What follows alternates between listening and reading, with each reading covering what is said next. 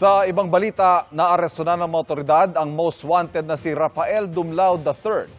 Siya po ang pulis ay tinuturong utak sa pagdukot at pagpatay sa South Korean businessman na si Ji Ik-ju. Nasuko si Dumlao matapos dumalo sa kasal ng anak at nakatutok si June Veneracion.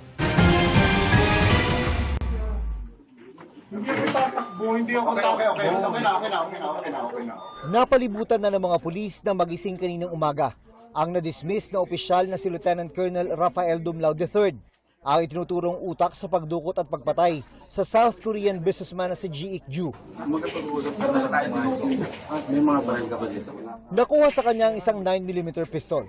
Sinasailalim na sa forensic investigation ang cellphone at laptop ni Dumlao para malaman kung merong tumulong sa kanyang pagtatago. Nahuli si Dumlao sa isang bahay sa barangay Pasong Tamo, Quezon City na lumalabas na matagal na raw niyang pinagtataguan. Isang impormante ang nagtimbre sa mga otoridad tungkol sa pinagtataguan ni Dumlao. Dito na nagsimula ang surveillance ng PNP-CIDG na tumagal ng 3 linggo. Nilimitahan lang daw ang nakakaalam sa operasyon para masiguro hindi ito sisingaw, lalo pat matagal ding naging membro ng PNP si Dumlao. So we would like to thank and congratulate the community, of course, and the operating unit. Community, why? Because sila na mismo ang nagbibigay ng lead. Ang naging susi sa kanyang pagkakadakip, ang kasal ng kanyang anak. It was the wedding of his daughter last Sunday. So, from then on, tinrack namin yung movement niya. Tinrack namin kung siya talaga yon. And it looks like he was parang Facebook Live, yung pinapanood niya yung kasal ng anak niya. Si Dumlao na convicted na sa kasong kidnapping with homicide ay nasa listahan ng mga most wanted person ng DILG na may mahigit 1 milyong pisong patong sa ulo. October 18, 2016, nang dukutin umano ng grupo ni Dumlao si Ji Ik-ju sa tinutuluyang bahay sa Angeles City, Pampanga.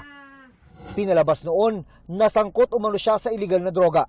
Base sa investigasyon, dinala ang biktima sa Camp Crame at sa loob ng isang nakaparadang sasakyan, sinakal siya ng kasabwat umano ni Dumlao hanggang mamatay. Ibiniyahe ang kanyang katawan sa isang punerarya sa Caloocan City, kung saan siya na-cremate. Pagkatapos ay finlash sa kubeta ang kanyang abo. Kahit patay na, humingi pa raw ng ransom ang grupo ni Dumlao sa pamilya ng Koreano na nagbigay ng 5 million pesos. Mariing kinundinal ng Korean government ang insidente. Noong 2023, nahatulang guilty beyond reasonable doubt sa kasong kidnapping with homicide si dating SPO2 Ricky Santa Isabel at dating NBI asset na si Jerry Omlang na mga kasabwat umano ni Dumlao. Pero si Dumlao, inakwit noon ng Angeles Regional Trial Court, bagay na inapila ng prosecutor sa Court of Appeals. Binaligtad dito ang akwita ni Dumlao noong 2024 at tinatulan siya ng reklusyon perpetua o hanggang 40 taong pagkakulong na walang posibilidad ng parol sa kasong kidnapping with homicide.